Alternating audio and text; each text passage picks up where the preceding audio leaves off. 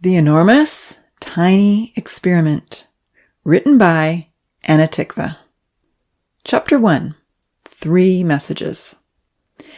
Evan quickly scanned the mirrored hallway. No one was in sight. It was still early in the morning. Quickly he pressed the green icon on his cell phone, and immediately the tile floor dropped away below his feet. In a flash, the tall blonde scientist was in the secret tunnel, and the floor was back in place. It was the quickest way to get down to the underground laboratory. It was hard to see in the dark tunnel with only tiny lights along the ceiling to guide his way. With 2 long strides, he reached the door. Hearing a series of beeps, he checked his messages. He had received 3 from Professor Lemans. Check the kids. Ask Louis to replace the Wonder Drink. Bring up all the rest of the trees. We'll plant them today. Will do, Evan texted in reply. Using the flashlight on his cell phone, Evan lit up the number pad. He stooped over to punch in the secret code, 0-suffering-66. A heavy metal door creaked open, and the young scientist entered the secret chamber. As of yet, no one knew about the hidden laboratory and what went on below the floors of the rainforest biosphere, except himself and the professor. On his left-hand side were high-tech computers, a gamma-ray irradiator, incubators, hospital apparatus, test tubes, and much more. On his right were a series of nurseries set up high at shoulder level. Nearest to him was the human nursery with 4 separate rooms, then the animal section with 10 compartments, and finally the greenhouse was positioned under a long, deep skylight. Stopping at the human nursery first, Evan looked through the glass. There, in 3 visible rooms, each about the length of one of his arms and 3 hands high, 20 miniaturized children played happily. The tinies, as they called them, had been brought into existence only 10 months ago, yet they were already functioning at the level of 10-year-old children. While the professor did not fully understand the reason for this rapid development, he and Evan had various theories. For a few minutes, Evan observed the activities. 4 girls and 1 boy were reading a book about going to a farm. The book was much bigger than they were. Evan had tried to find the smallest books possible to fill their library stand, but even the smallest books were taller than the children. Sitting on the corners of the book to keep it open, the children read and admired the pictures. Ponzi, Odin, and several other boys were busy building forts out of toothpicks and blue tack. The rest of the tinies were drawing pictures with pipsqueak markers that rose above their heads. Standing up with a marker tucked under their arms, they were able to walk around the piece of paper and make large drawings. On the wall behind them, many pictures were on display. Scribble drawings had come first, then crude shapes, and now Evan was often amazed by their ability. Knocking on the glass to catch their attention, all of the children, except Odin and Ponzi, eagerly looked up and waved when they saw Evan's smiling face. Ponzi and Odin glanced over, but they didn't see the need to acknowledge his presence. Stooping over to speak into the microphone, Evan called out, "How's it going, kids? Are you having a good day in there?" The microphone was positioned under the window. Evan always had to stoop. Santa showed him the picture she was coloring. She put it right up against the glass. Bright green eyes with long, exaggerated black lashes looked back at Evan, and a big red smile stretched across the round face. However, it was the blonde, spiky hair that best represented her subject. The hair filled in the top corners of the page. "It's you," she said proudly. "Wow, I like it," Evan smiled, self-consciously flattening his unruly hair. "Nice job in the eyes. They're hard to get right." Santa looked pleased. Dark-skinned, with big brown eyes, Santa was special to Evan, even if he didn't want to admit to having favorites. He had wanted to call her Sarah after his sister, but the professor had been adamant that no names from any supposed holy book would be used. Instead, they had carefully chosen names to suit various nationalities of the children. The project was a multiracial experiment and would have been even more so had all 50 embryos developed successfully. Vinitha also had a picture she wanted to show Evan. He marveled at the realistic features and the black hair she had drawn neatly on the head. "Is this like the professor?" she asked, looking up shyly from under her long ebony tresses. Sucking in his breath, Evan was amazed by her skill. "Well, I used to have," Evan began with a smile, and then he stopped himself. The professor didn't want the children to know what he looked like. "Perhaps," he replied. Braiding her copper-brown hair, Amy asked, "Is there really a professor?" Her blue eyes were probing. "Oh yes," Evan nodded. "The professor is the mastermind of paradise. I'm only his helper." Vanitha and Amy looked at each other in amazement. "He sounds very important," Amy stated. "Much more important than I am," Evan assured her. Lanky Franz and the dark-skinned, hefty Lima banged on the window, loudly complaining that the other kids weren't sharing the toys. Damien, the strongest boy, said that roly-poly Odin had hit him again. Whining unhappily, Dia, the dark-haired princess, said she was bored and didn't know what to do, and there were at least 10 other complaints. Evan tried to work through the issues one by one. It had been a lot of work managing so many children at once. Louis, the oldest by more than 4 years, had borne the brunt of the burden inside the nursery. But thankfully, each labor-intensive stage had not lasted long. Diapering and feeding 20 infants had been an enormous challenge, and several photographs of the early weeks sat on the professor's desk. It had been quite an amazing sight to see, especially when 20 tiny babies lay side by side, holding their own bottles. On the far wall of the nursery was a picture Louis had drawn of himself managing all the bumbling toddlers. For the first 2 months, Louis had been exhausted. Once they were walking and beginning to talk, it had become more manageable. Now, for the most part, Louis was enjoying his role and had a good relationship with the children. Evan liked to help him out over the microphone when he could. He hoped that when the magnificent domed terrarium was finished, all the kids would be fully entertained. The nursery they had lived in for the last 10 months was cramped and very plain. There will be so much to explore and discover in our magnificent world, he thought to himself. Hopefully he'll be ready tomorrow. Surely then there won't be so many squabbles. Looking around, Evan spotted the oldest Tiny in a corner by the library stand. The biggest books, no taller than Evan's hand, were still above Louis's head. Reaching up, he was pulling and pushing the reading material to one side to see what each one was about. He's probably choosing a story for school tomorrow, Evan deduced.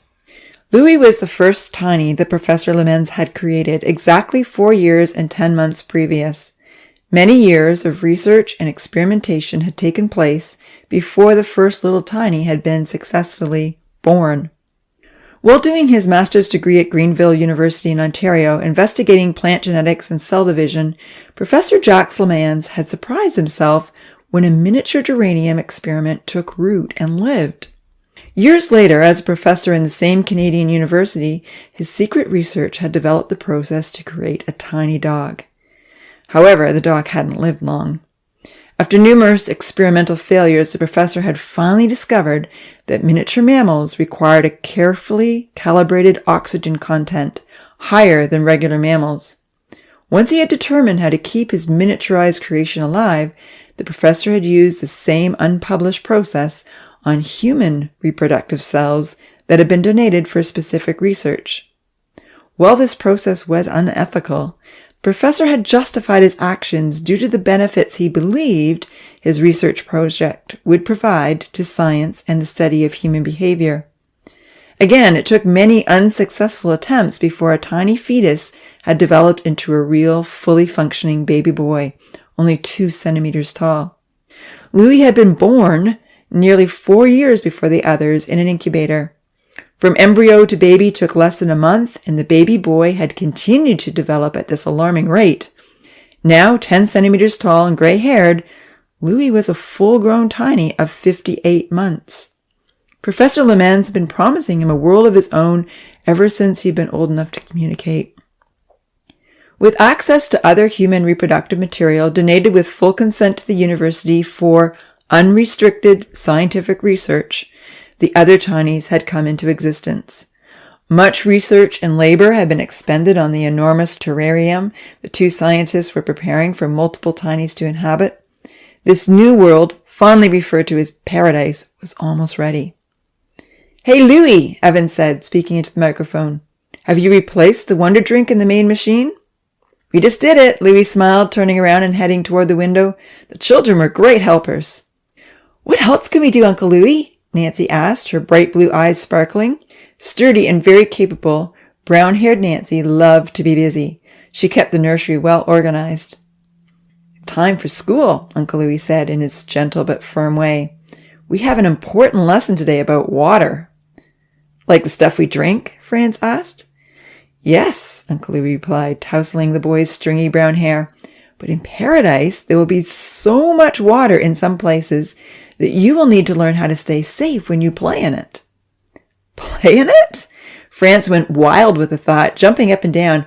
I can't wait to see paradise. He rushed over to tell his friends that they would get to play in water. The copper-haired girl nearby was more excited to hear that it was time for school.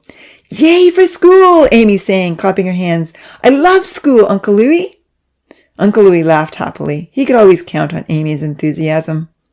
The others looked happy, but maybe not quite so keen.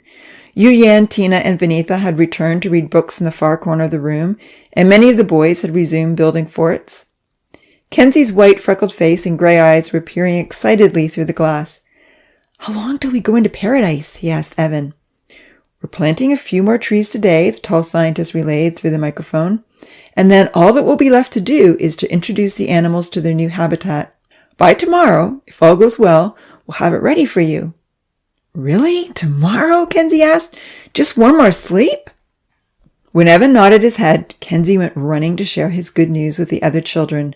Soon almost everyone was cheering and dancing around, almost everyone except the quiet girls who were reading, and Odin and Ponzi, who rarely joined in on any group activities.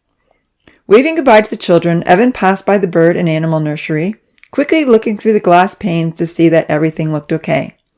The beagle puppy was chasing the rabbits, and so far he hadn't eaten any. Squirrels scolded high up on the climbing apparatus, and the colorful birds flew back and forth. Chickens, ducks, and loons were pecking grain from the floor.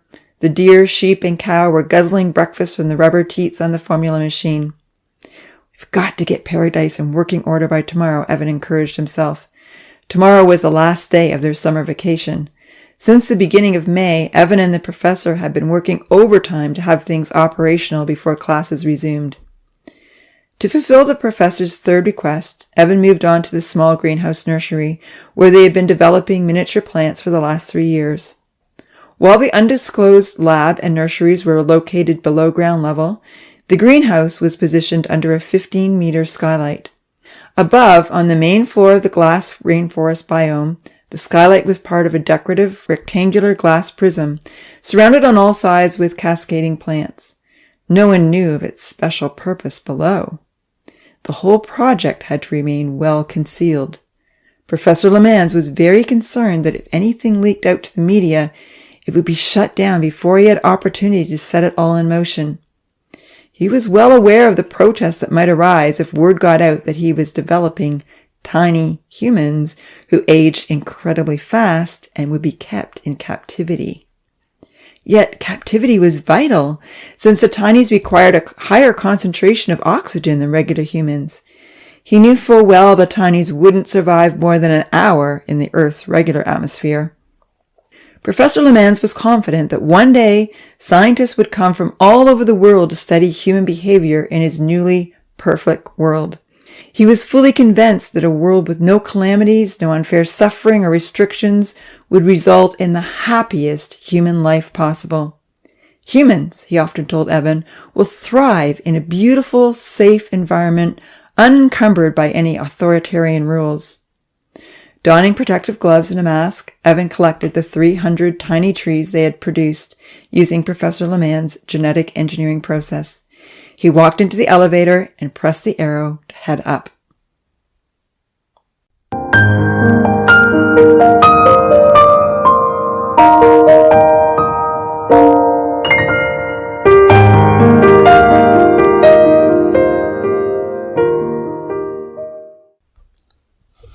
Chapter 2. Finishing Touches. Riding the elevator up to the main floor, Evan waited for the doors to slide open. In the massive Greenville University biosphere, stretching over 100 hectares and consisting of several unique habitats filled with living plants and animals from all over the globe, the professor's most important laboratory was located in the middle of the glass rainforest biome. The Paradise Room, as he called it, was about the size of a small house and so far very well concealed. When the elevator shaft opened, Evan walked into the bright greenhouse enclosure, which housed the enormous domed terrarium. As always, a stately painting of the professor was the first thing to come into view. In Evan's opinion, the painter had copied Jack's European features quite accurately, even if he had generously darkened the now nearly white goatee and short grey hair. Seeing the professor in a crisp black suit like the one in the painting was extremely rare, but it did give him a handsome appearance. Copies of this painting hung in 2 other places in the Greenville biosphere.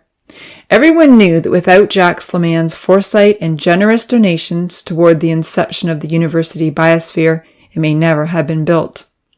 15 years previous, when Jacques had first discovered how to create a tiny geranium, he had also inherited an enormous sum of money. His father, who was 45 years older, had been a brilliant computer software developer who had always wished he'd been a scientist and was very proud of his son's achievements. When he and Jack's mother had died in a terrible car accident, leaving a multi-million-dollar inheritance to their only son, one important stipulation was attached. The stipulation was that the money could only be spent to further scientific research. Eager to continue his own research and to provide ample opportunity for others, the professor had persuaded the Greenville University to build the large rainforest biome on their vacant rolling hills. With the help of his cousin, an architect-engineer, the first biome had emerged in spectacular fashion, encouraging a nationwide contribution to build the 2 other glass structures, now housing the desert and Arctic tundra biomes. Now 3 fully enclosed, freestanding glass structures, complete with live animals and birds, stood within walking distance of the university. They were surrounded by natural Canadian gardens, displaying the boreal and deciduous forests, tundra, and wildflowers. Already, the Greenville biosphere was becoming a notable research and education center during the university semesters, and a major tourist location over the holidays. While most of the other university staff were aware that the Professor Lemans had a private room in the middle of the rainforest biome, no one knew about the underground chambers and laboratories. Hidden entrances and exits had concealed the secret research project from nearly everyone. Evan was the only student that Professor Lemans had ever dared trust with his incredibly important venture. They both hoped that one day soon, Paradise might be the biosphere's main attraction. With this long-term vision in mind, the northern wall of the large upstairs room was a glass viewing area. It was attached to a large, still unrevealed hall, which also served as the acknowledged entrance to Professor Lemans' private office. His name tag was fixed to the locked door, but no one except he and Evan had ever entered.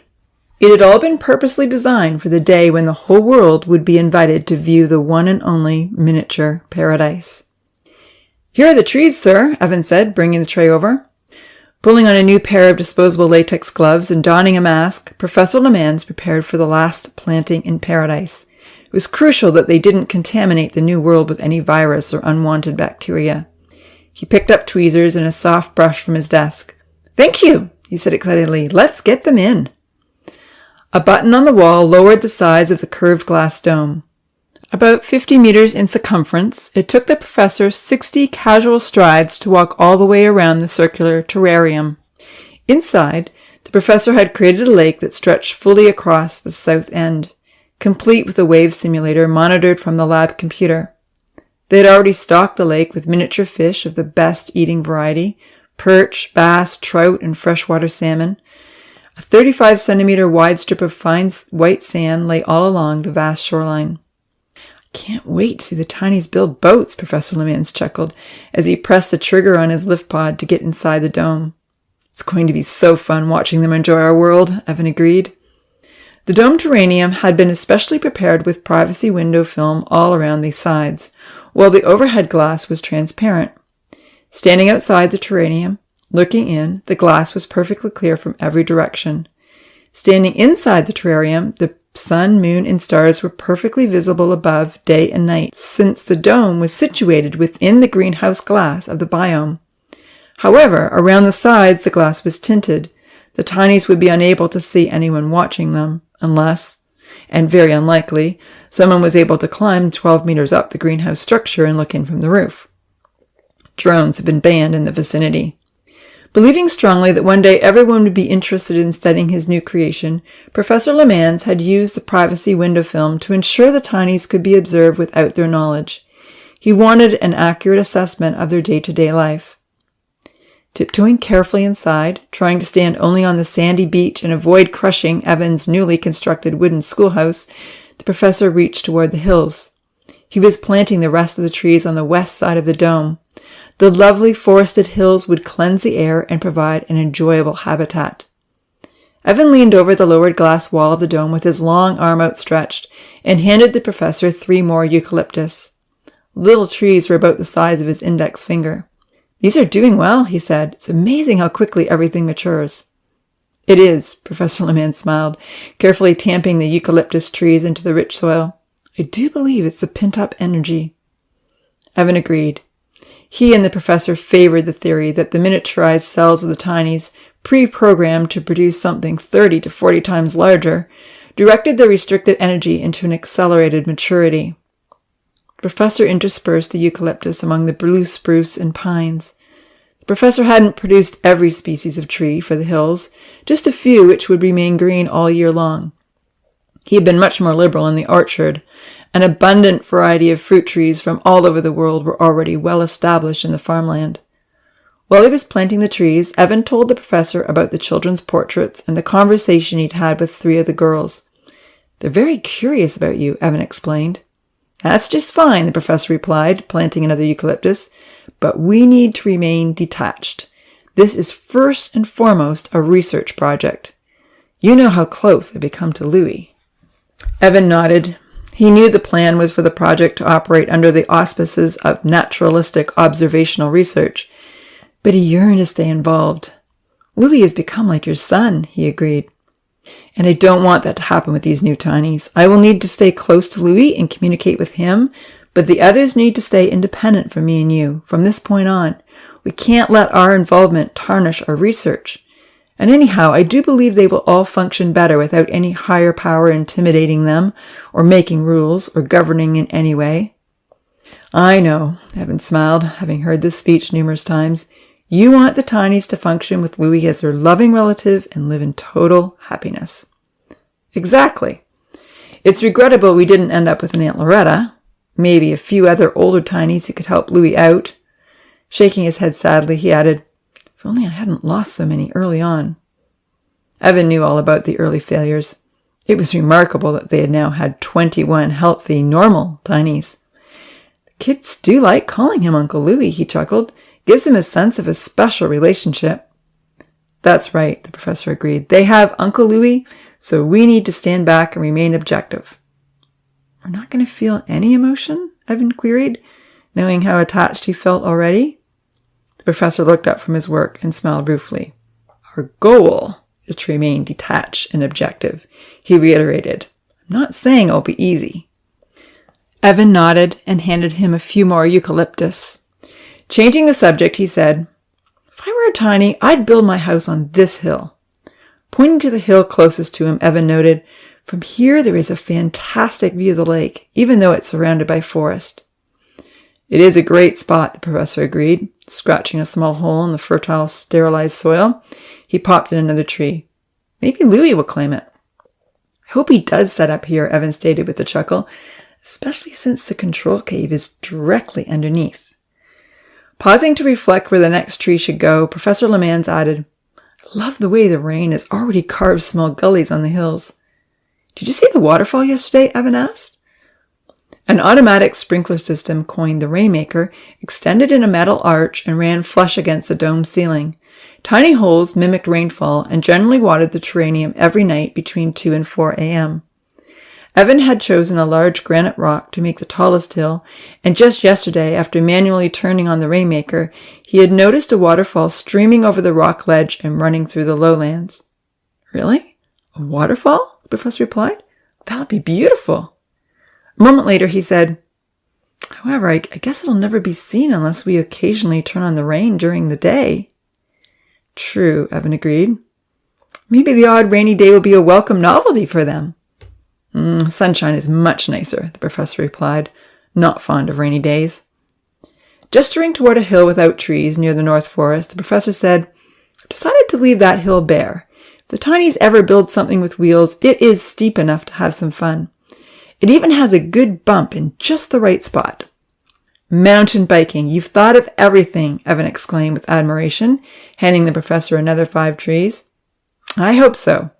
Once everything has been released into this world, I really don't want to interfere.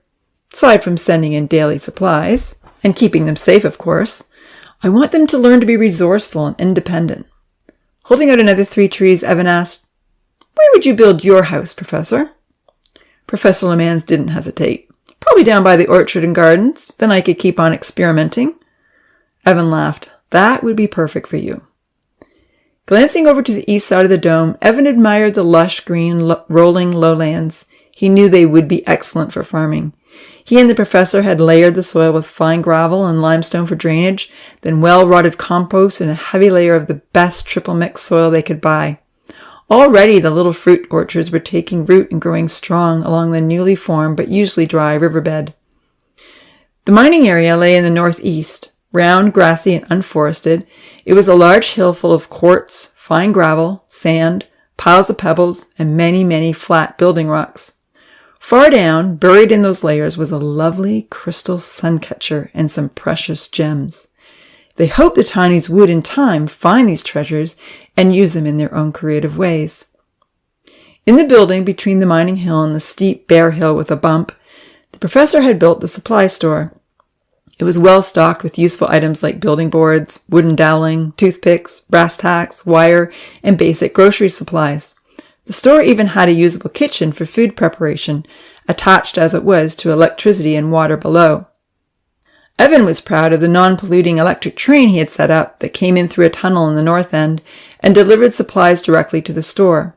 It was just a simple in-and-out track through a highly secure tunnel system, but one that would allow himself and the professor to give the tinies everything they needed to build, survive, and thrive.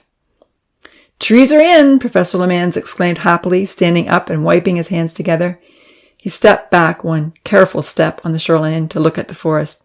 "I love it." "It's such a fantastic world," Evan agreed. "I wish I was a tiny." "Me too," the professor laughed.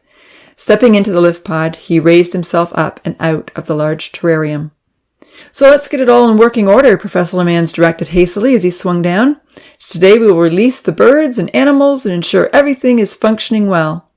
Clapping his hands together, he added, "This is the moment I've been waiting for all these years. Finally, paradise will be filled with life and sound." Evan pressed the red button on the wall. With a quiet whir, the curved dome side slid slowly up and clicked back into place. Below the red button were 3 other buttons, a white, a blue, and a black. Evan pressed the white button, and rich, well-filtered, oxygenated air filled the dome, streaming in through a long round pipe with tiny holes that circumvented the terrarium just above the ground.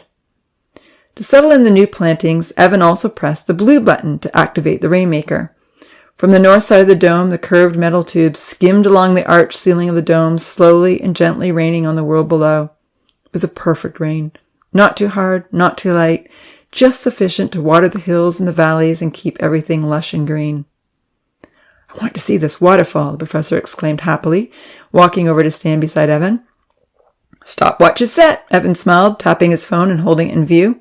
"We'll get an accurate count how long it takes a waterfall to form." Enthralled by the beauty of their new little world, the 2 scientists watched with delighted anticipation. Sunshine was streaming in through the outer glass walls of the greenhouse, slanting down into the domed terrarium. Refracting through the fine spray inside, the rays formed a lovely rainbow. "Ooh la la, magnifique!" the professor called out. "Look now, the waterfall has started," Evan told him. "That took only 43 seconds once the rain hit the cliff." "Ah, I should have thought to put some ferns by the cliff," the professor called out regretfully. "How could I have forgotten to create ferns?" "Whatever we decide we need in the future, we can send in on the train," Evan reminded him. "Louis will see that they're planted." "True, true." The cascading water splashed down against the rocky cliff, gurgled eagerly through the soft farmland, and plunged merrily into the lake. For a few minutes, the 2 scientists stood in absolute bliss, admiring how well their glorious new world was functioning. Neither one had anticipated that a rainbow would stretch across the hills and valleys on opening day. Once they were satisfied that the new trees had settled in, Evan pressed the blue button to turn off the rain. They both hoped they would never have to use the black button. It was linked to the smoke sensors and the automatic emergency sprinklers.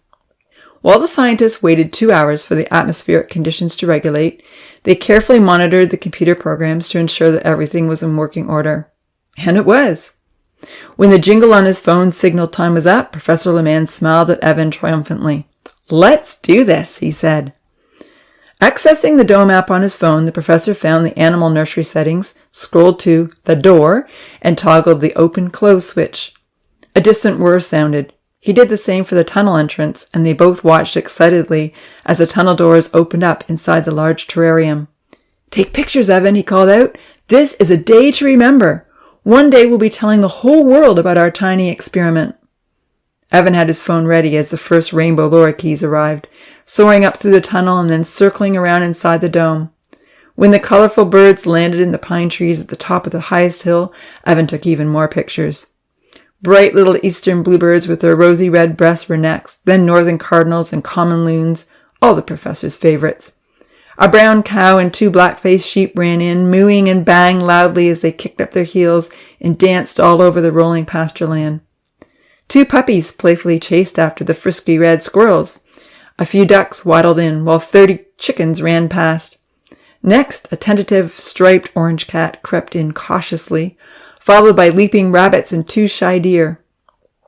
There were even some insects, helpful insects, none of the annoying, destructive variety. Even though flies and mosquitoes would have provided ideal food for some of the birds, a decision had been made that formulated dry pellets would be supplied instead. Choosing their favorites, the professor and Evan had miniaturized the prettiest species of butterflies and moths, lots of honeybees and fireflies. Due to their short lifespan and proven infertility, the insects would have to be miniaturized and released every month. "Listen to our creation!" Evan exclaimed to the smiling professor.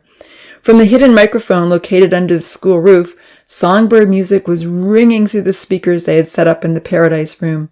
Barks, moos, baas, squeaks, and a rooster crow added to the melody. "C'est fabuleux!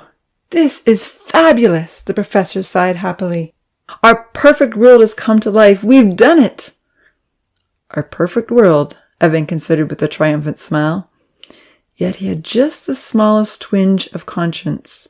It had taken years of research and effort to create the tinies and their wonderful world. But Evan knew they hadn't given life to anything. They'd only manipulated what already existed. Hastily, Evan dismissed the disconcerting thought, just as he had numerous times before. Opening a bottle of champagne purchased weeks ago for this very occasion, he joined the professor in joyfully celebrating their enormous accomplishment. "All these years of research have been completely worthwhile," Evan burst out with elation. "This is absolutely amazing. It's come together just as we hoped. Congratulations, Jacques Lemans."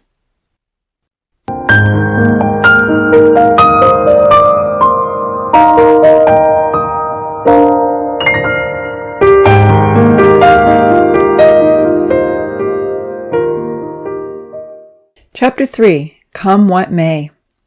A cricket chirp interrupted the celebrations. The professor picked up his phone and glanced at the message.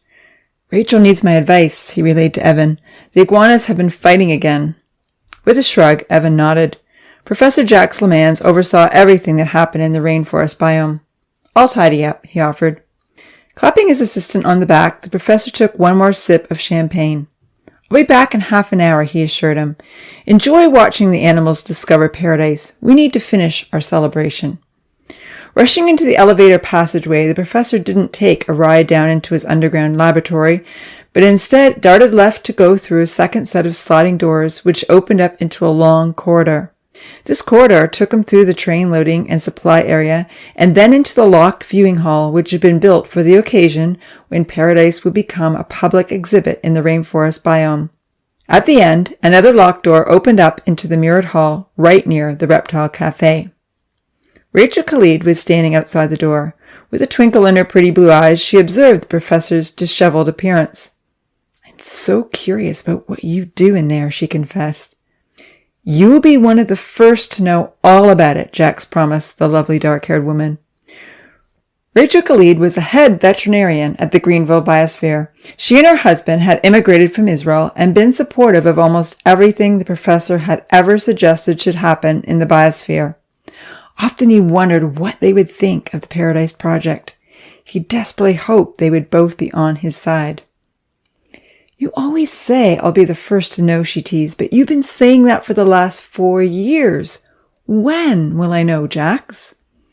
With a lengthy pause, Jax looked at her and smiled. Rachel rarely pressed hard, and he yearned to tell her everything and show her all around. Paradise was better than he had imagined. But he knew he couldn't. Not just yet. I hope the new display will be open next summer, he said earnestly. If not, at least by the end of next year. You've no idea how mystified I am, she laughed. Everyone is. Everyone that knows, that is, she clarified quickly. We haven't told anyone that you spend so much time in there. And we is just the 3 of you, Jax confirmed. Yes, Farouk and I and Tim. Farouk was Rachel's husband, and Tim was the maintenance man. Rachel and Tim noticed everything that went on in the public part of the rainforest biome. So, there's been another lizard battle, Jax inquired, trying to change the subject and hoping to get back in time to celebrate with Evan. Come have a look at Bert, she said, leading him in behind the spectacular 10-meter-high waterfall. A plexiglass tunnel kept the small animal care center safe and dry from the cascading water on the other side. Large, clear aquariums lined the farm wall. Rachel pointed to the green iguana that had been attacked. Deep scratches adorned his front leg. Crouching perfectly still inside his glass walls, the iguana's eyes roved in various directions. This is the 4th time poor Bert has been mauled, she complained, pointing to the wounds which had already been cleaned. I think it's time we had Timbo shipped to a pet store or rehomed. He is far too aggressive. I agree, Jax nodded sadly, gazing at the old scars from former battles on Bert's shoulder. Timbo is a beauty, but Bert has a gentler disposition. If I had to choose between them, I'd pick Bert. Wonderful, then we both agree, Rachel smiled. I'll call the pet store in the morning. Thanks so much for all that you do, Rachel, Jax expressed earnestly. I always know the animals and birds are in competent hands. I appreciate you asking me for advice on the iguanas, but I'm also quite happy for you to act on your own good judgment. Thank you, she smiled. Maybe I could also inquire if the pet store wants a macaw. No, not Molly, Jax called out in mock dismay. He knew Rachel would never give Molly away, even if the colorful bird did have a nasty habit of nipping whenever Rachel had to handle her. Sharing a laugh, the two parted company, and Jax Lemans returned to the mirrored hallway. Since it was after 7, the biome was closed for the day, and Tim, the maintenance man, had gone home. Rachel was still in the care center, so Jax took a drop-floor exit so he could check on the tinies. Leaving the lights off so the children wouldn't see him as he walked past, the professor gazed fondly into the glowing nursery. Louis was attempting to help Odin read a novel, but Odin was flailing his arms up in frustration and trying to slip away. A group of girls were drawing with markers, and some of the boys were playing tag from room to room. Tomorrow, he thought, they will finally have space to run and play. There will be so much for them to do. With a happy smile, he murmured, I can't wait for tomorrow. Riding the elevator upstairs, the professor was glad to see Evan was still in the Paradise room, and all the tools were sterilized and back in the bin. Having finished cleaning up, Evan was watching the animals frolic in the grass. How did that go? Evan asked. Well enough, Professor Lemans replied. Bert was badly scratched again, so we've decided to put Timbo up for adoption.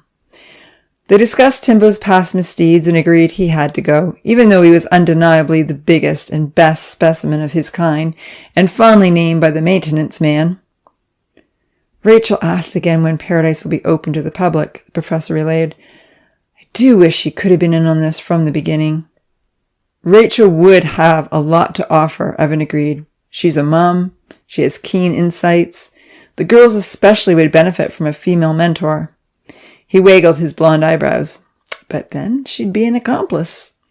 If the world doesn't perceive this research experiment as well as we hope they will.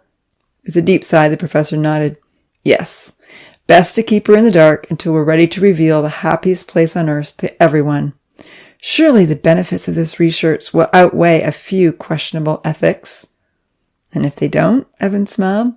The professor turned to him.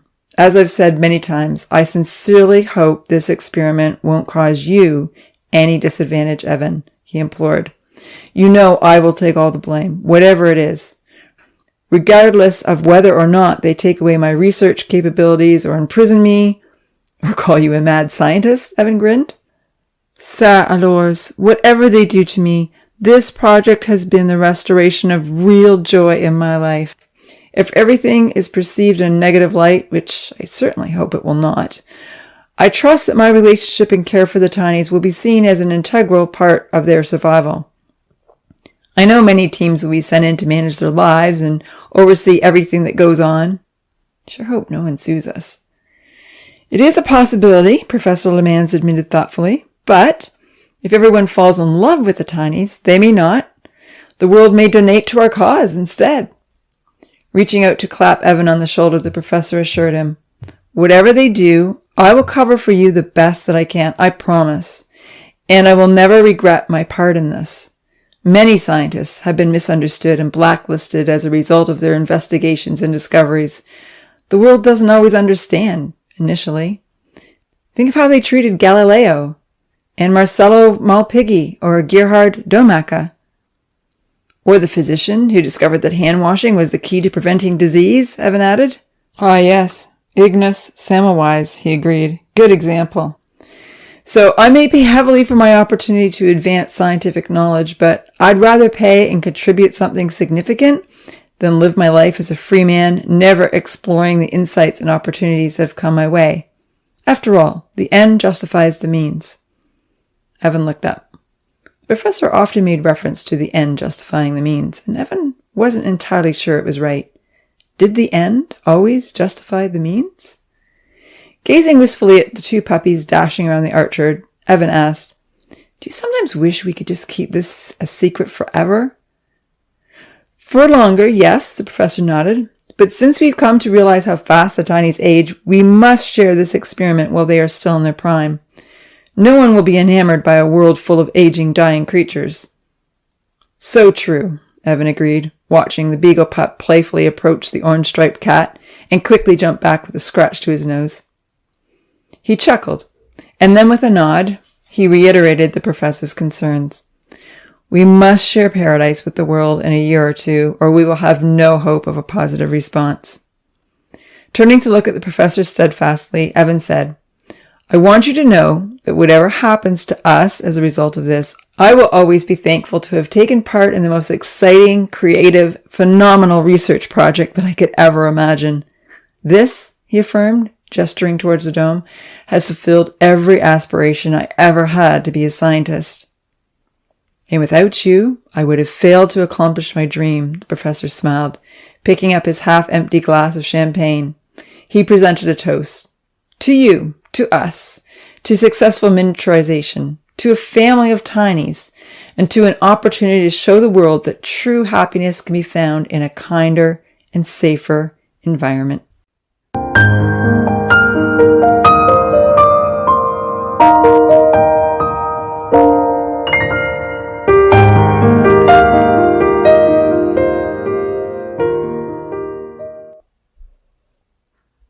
Chapter 4.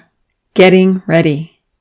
After Evan had gone home that night, the professor sat down at his desk. The glow from his phone lit up the darkened paradise room. For a few moments, he leaned back in his padded chair and gazed up at the peaceful sky. Little stars twinkled through the crisscross panes of glass which formed the strong greenhouse structure. It wasn't often that Jack Lemans took time to relax, but now, finally, everything was ready. The intense preparations were over, and his new world was alive and fully functional. The cow moved over the speakers, and Jack smiled. "What a lovely sound," he thought to himself. "I can't wait to sit in here and listen to the children talking to each other. Finally, my little family will have a beautiful world of their own." For a few more minutes, Jack enjoyed his quiet reverie. As an only child growing up, he'd often wished he'd been one of many siblings. Now, as a lonely adult, he yearned for a family. In many ways, he was living his life in dreams again through the tinies, even though he tried to tell himself and Evan that he would remain detached, as this was primarily a research project. In all truthfulness, tomorrow's entrance into paradise was just as exciting for him as he hoped it would be for them. A cricket chirp alerted him to an incoming message. Louis was requesting to talk, just as he always did once all the children were in bed. Down in the nursery, Louis had access to a small, private, soundproof chamber with a smartphone. It was here that he had communicated with the professor since his earliest days. It was here that he had done his remote learning, watching educational videos, reading, studying, and answering questions online. Pressing the White Dove app, the professor answered the video call. "Hi," Louis said with a smile lighting up his aging face. "How did it go today? I heard the doors open and the animals leave. Are they enjoying paradise?" "They are loving it," the professor rejoiced. "All went well today. Tomorrow you and the children will join them and see for yourselves." "I'm so thrilled to hear this," Louis exclaimed. "I probably won't sleep tonight just thinking about it." "Well, we do have some last-minute things to go over," the professor relayed with a chuckle. "So I'm glad you weren't planning a long sleep. Did you take the first aid exam?" "Yes," Louis smiled. "I scored 89 out of 90. I only missed one of the 4 signs of a stroke." "Well done," the professor praised earnestly. He was very proud of Louis's abilities to learn and recall information. "Did you finish all the swimming videos?" Louis sighed. "I've watched at least 20, and I feel I understand the theory. It just may be a little hard to teach something I've never done before myself." "No doubt," the professor agreed, raising his eyebrows and nodding vigorously. "Teaching the kids to swim will be challenging. Hopefully some will catch on quickly and be able to demonstrate the strokes to others." "I spent a lot of time reading about drowning prevention and water safety tips," Louis assured him. "I am trying to emphasize this with all the children before anyone steps a foot into the water." "Good, good. There'll be much fun to be had in the lake. I want them all to enjoy it fully. But the water does pose one of the greatest risks to their safety. I do sometimes wonder if perhaps a shallow wading pool might have been a better option. But then they couldn't fish or—" "I will help them stay safe," Louis promised. "Thank you." "What lessons do you want me to cover when we're finished with swimming and water safety?" Louis asked. "I'll be sending in some more books," the professor told him. "It's important to get their reading level up so they can read complex instructions on how to build and create. And we should cover fractions, multiplication, and division. I also want them to understand their anatomy so we can delve into first aid when they're a few months older." "Should we look at animal care?" Louis suggested. "Ah, yes, I have some excellent books and materials on this. To be good stewards of paradise, they will need to understand the importance of feeding and training the animals. I'll be sending in kibble for the cat and dogs and pellets for the birds and chickens, but the others will be fine on vegetarian diets or fish. Anyway, you'll see all that exact information in the notes I'll be sending in." "We should improve their writing skills so that they can communicate well in the future." Yes, Jacques Lemans agreed. "I printed some small workbooks for that purpose. And then there will be so many practical things to learn, like measuring, using a saw to cut building boards, framing houses, windows and doors, growing gardens, food preparation, useful chemical reactions, maintaining forests, catching fish. You've got plenty to cover for at least a year." The conversation shifted to the principles of servant leadership, which the professor had been gradually sharing with Louis night after night, ever since the children were little. He wanted to be sure that paradise would be led by selfless example and with plenty of kindness, empathy, and love. Thankfully, Louis was very receptive to the concepts. He was naturally a kind and loving individual who had enjoyed the children coming into his life from day one, even if the first 2 months of diapers and bottles had occasionally overwhelmed him. "What are the 10 most important principles of servant leadership?" the professor quizzed. Louis had them well memorized, and he listed them out. Listening, empathy, healing, awareness, persuasion, conceptualization, foresight, stewardship, commitment to growth, and building community. Excellent. For at least an hour, they discussed some of the principles in more depth. Louis was fully committed to the ideas, and even in the nursery, he had often demonstrated his understanding in amazing ways. "I have full confidence in you, Louis," the professor smiled. I'll never forget all the mornings I would walk past the nursery and see you asleep in your bed with numerous babies on each side." "Ah, yes, some just couldn't go to sleep on their own," Louis reminisced with a chuckle. "I'd fall asleep patting their backs." "You did well," the professor praised. "I wish you hadn't been so alone looking after them. As you know, it's not what I intended." Louis sighed. It would have been wonderful to have had another tiny his own age, especially a wife. But after 4 years on his own, the children were a welcome addition. "I'm very happy I'm not all alone anymore," Louis assured him. "It was a lot of work for a couple of months, but now I look forward to every day. I love the children. Sharing paradise with them will be my dream come true."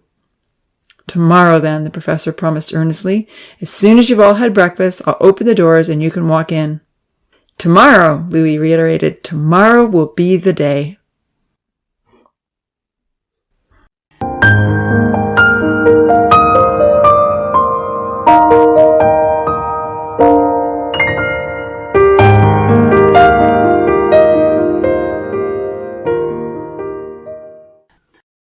Chapter 5. Today's the day. Amy woke up when the large metal door opened. She knew that the creaking sound meant Evan was visiting. Bright lights flooded into the large nursery windows, lighting up the row of 10 little wooden beds lined against the wall. Sitting up, Amy pulled her long copper-brown hair into a tidy ponytail and pushed off the pink fleece blanket.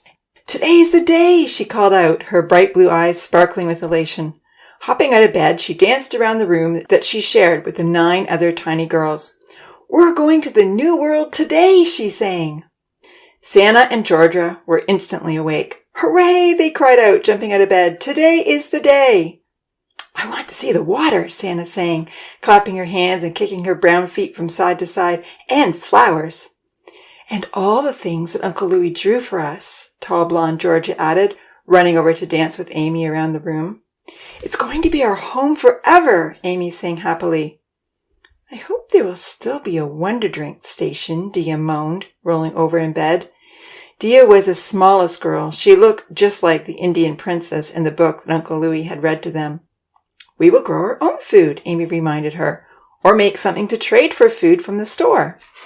"I just want Wonder Drink," Dia pouted, sitting up and brushing her thick black hair with one of the pink plastic brushes that Evan had given them. "Me too," whined Rosa, heaving her plump self out of the small wooden bed. "Why can't the professor just keep giving us Wonder Drink?" "Because he wants us to have fun," Santa encouraged, pulling her colorful shawl over her nightgown. "Remember, Uncle Louis said that growing things is so much fun." "And it teaches us to be industrious," Nancy added, recalling Uncle Louis's lessons from the day before. "We will be happiest if we contribute to our community." A whirring sound alerted the girls to new supplies entering their room. With great excitement, they ran over to the delivery area to have a look. Nancy pulled open the door to the sliding compartment under the window and dragged in a box. It was full of new clothes. Every few weeks, a box of clothes would come through in the same manner, and it was always so exciting. "Oh, I love this dress," Amy said, holding up a blue sundress with little white flowers.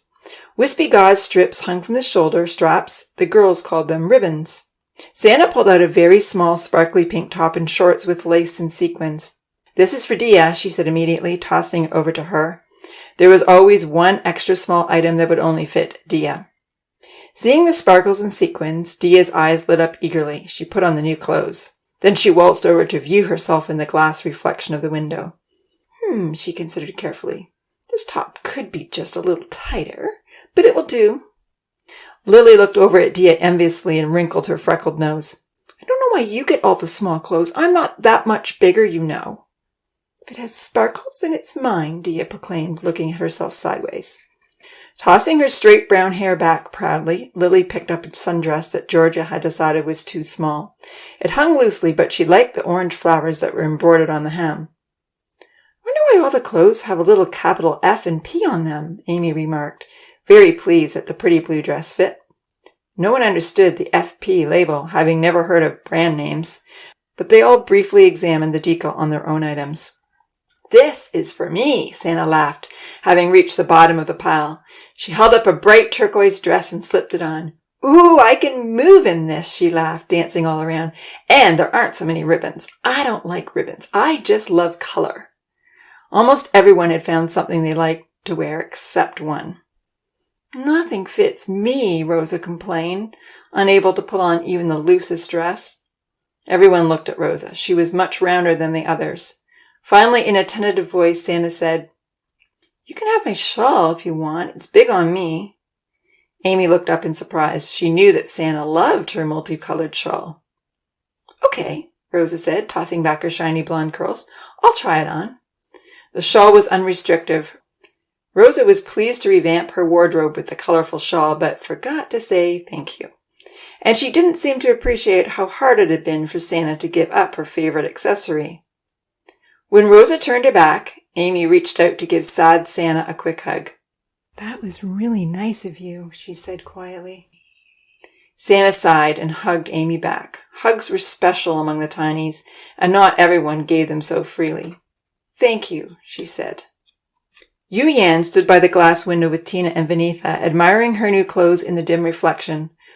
With a distinctively Asian appearance and in the petite category with Dia and Lily, dark-haired Yu Yan had found a flowered top with a matching skirt. In keeping with the FP clothing, wispy ribbons hung from the shirt sleeves. Tina was neither tall nor short, and she was rather plain. She generally kept her long brown hair up in a bun. Trilling around, she was pleased that her simple skirt and blouse had only minimal decorations. Vinitha, with her dark wavy tresses and cinnamon-colored skin, always looked particularly stunning.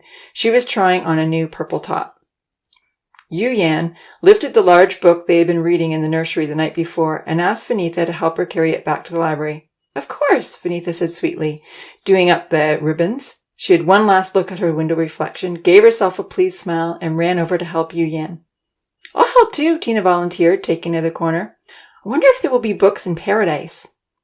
"I hope so," Yu Yan smiled gently. "What would we do without books?" "I know," Vinitha agreed. "I could read them all day, but I do wish they were a little smaller." There was a tap on the common room window, and all the girls who weren't carrying books ran from their own room into the other. A large, smiling face with spiky blonde hair was peering in. "Evan!" they shouted happily. "When do we go into the new world?" Georgia asked, pressing her pretty face up against the window.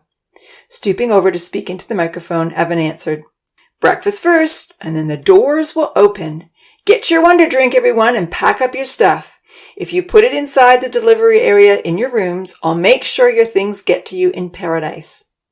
With great delight, Georgia, Santa, and Amy walked over to the wonder drink station, chatting excitedly about the new world.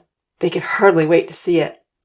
Amy didn't feel hungry and wished they could skip breakfast and go in right away. Lots of loud stamping and shouting indicated the boys were coming out of their room as well. Swarthy Zahir came out whistling a merry tune. He and Vahid looked quite dapper in their new vests, flowing white shirts, and knee-length shorts. However, they had ripped all the hanging ribbons off their clothing, which left a few holes here and there. Bronze Ponce and Small Charlie were right behind with the same new outfits. In fact, as the boys tumbled out of their room, Amy noticed that all their outfits were identical. Odin and Damien pushed past everyone to be first in line. They were the biggest tinies. The others complained, but didn't stop them.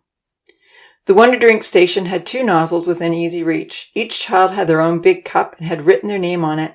Filling their cups with the delicious creamy mixture, the kids usually drank their breakfast quickly. Uncle Louis referred to it as breakfast in the morning, but they had the same Wonder Drink every meal. Soon everyone had gathered in the common room with cups in hand. "I haven't had any yet," Rosa complained, tugging gently on Odin's long white blonde hair. Odin was filling his cup for the 3rd time. "I'm not done yet," Odin said in a grouchy tone of voice. Generally, Odin and Damien stood in front of the station and filled their cups over and over. Odin was very round and barely fit in his new clothes, and Damien was the tallest. They always insisted on drinking to their fill before they moved away. Rosa started crying. Nancy reached out for Rosa's cup, barged in front of Damien, and filled it for her. It was a common morning occurrence, although no one ever dared push in front of Odin. Uncle Louis walked out of his private room to check on the kids.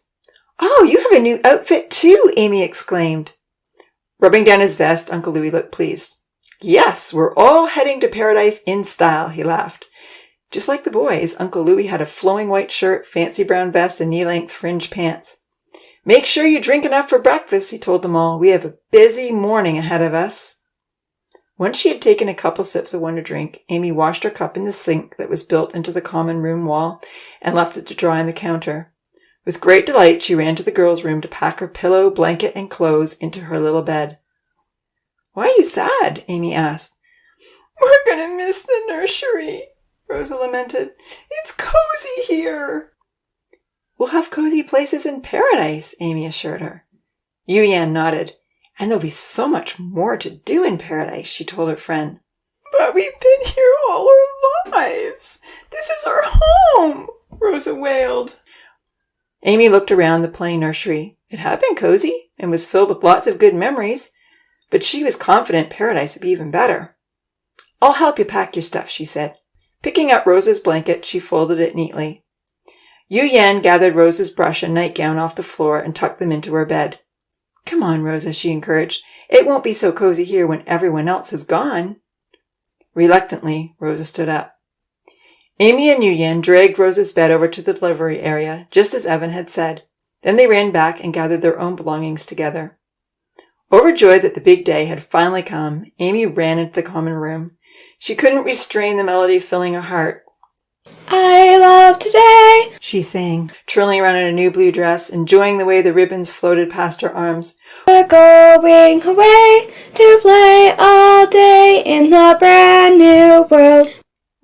World doesn't rhyme," Zahira pointed out thoughtfully. "I know, but I couldn't think of anything else," she shrugged. The tall, dark-haired boy with the gentle blue eyes frowned, deep in thought. He hummed her tune. With a sudden smile, he sang, "By the brand new bay." Amy looked at him with awe. "You have such a nice voice," she raved. She had never heard Zahir sing before. Usually he just whistled. A rosy red brightened Zahir's dark olive complexion. "What's a bay?" Amy asked. "Well, it's sort of like a bunch of water," Zahir shrugged. He raised one of his well-defined eyebrows. "And the New World has a lot of water." "You know so much," Amy praised. Zahir looked flustered, but even though he didn't know the true meaning of a bay, Zahir did know a lot. Like Yu-Yan, Tina, Vanitha, and Amy, Zahir had caught on quickly to reading and had now read every book in the nursery. Amy tried out her song with the new ending. She liked it, so she kept singing. Soon Zahir, Lima, Georgia, and Santa joined in. Rosa was too sad to sing. Odin and Franz told them to stop the noise, but the other children were too happy to just stand quietly waiting for the doors to open. Yelling loudly, Odin and Franz clapped their hands over their ears and ran back into the boys' room. As soon as everyone had finished breakfast, washed out their cups, and packed their boxes, Uncle Louis asked them to get into a line. Standing in the common room by the big doors that had never opened before, Uncle Louis held up his hand to get their attention. Amy stopped singing. She was very excited to see the doors open. "What does paradise look like?" she wondered eagerly. Everyone quieted down except for Ponzi. Ponzi kept talking to Odin, wondering how they would build forts in paradise. "That's enough, Ponzi," Uncle Louis said. All the kids gave Ponzi a dirty look. He responded better to his peers than to the teacher. He stopped talking. "We don't want there to be any running or pushing," Uncle Louis reminded them. "We are going to walk up this tunnel ramp slowly so that no one gets hurt. When you get to the New World, you can run and jump and shout and go wherever you like." There were loud cheers. "And just remember," Uncle Louis pleaded, "what I said about the water. I don't want anyone to drown, so please don't go into the lake without me. We will be doing swimming lessons during school, and when you learn how to swim, then and only then will you be safe to go into the water by yourselves."